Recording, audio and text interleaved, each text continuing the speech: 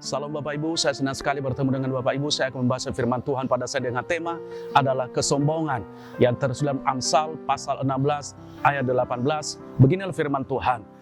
Kecongkakan mendahului kehancuran dan tinggi hati mendahului kejatuhan. Pada dasarnya setiap umat manusia memiliki potensi untuk sombong. Nah, mengapa demikian?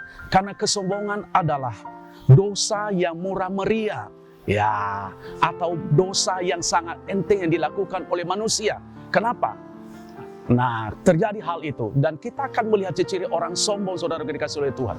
Ciri orang sombong adalah satu, yaitu selalu mencari pujian untuk dirinya sendiri. Dia selalu melalui pujian untuk dirinya sendiri. Contohnya kalau dia menolong orang lain, ya dia supaya dia dipuji oleh orang. Kalau dia membangun rumah supaya dia dipuji oleh orang. Kalau dia memiliki rumah mewah supaya dia dipuji oleh orang. Kalau dia ganteng supaya dia dipuji oleh orang. Kalau dia cantik supaya dia dipuji oleh orang. Kalau dia memiliki pendidikan yang tinggi supaya dia dipuji oleh orang. Itu adalah ciri-ciri orang yang sombong. Yang kedua adalah selalu mencari kepentingan dan keuntungan diri sendiri. Orang sombong supaya dia selalu mencari keuntungannya. Keuntungannya adalah untuk apa? Untuk memuliakan dirinya. Keuntungannya untuk apa? Untuk supaya dia dilihat oleh orang. Keuntungannya adalah supaya dia bisa merendahkan orang lain. Keuntungannya adalah supaya dia melihat bahwa apa yang dikerjakannya itu adalah untuk kemuliaan dirinya sendiri. Nah, ciri yang ketiga adalah selalu mencari perlakuan yang sangat spesial. Nah, orang sombong dia harus diperlakukan spesial.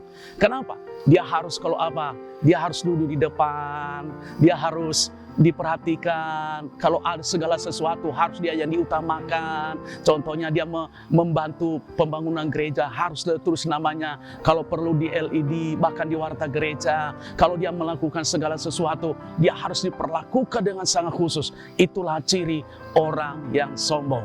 Nah, mengapa Allah menentang orang sombong? Yang pertama adalah karena orang sombong secara tak langsung menjadikan hidupnya sebagai ilah.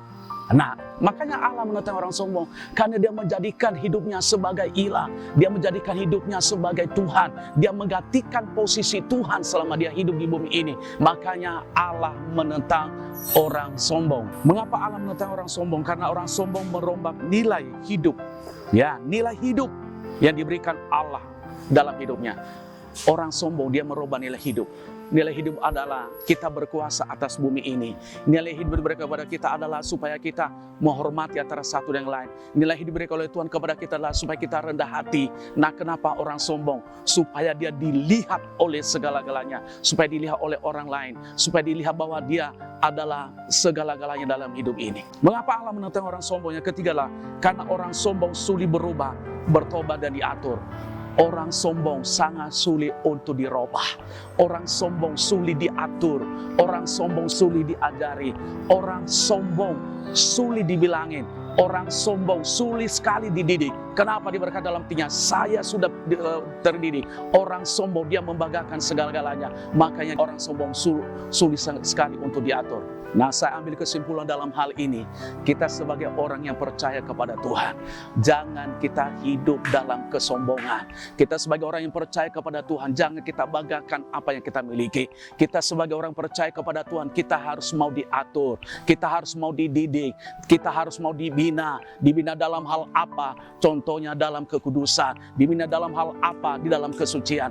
Untuk itu, janganlah kita hidup dalam kesombongan. Mari datanglah kepada Tuhan supaya Tuhan mengampuni kita dan melepaskan kita. Tuhan Yesus Kristus memberkati.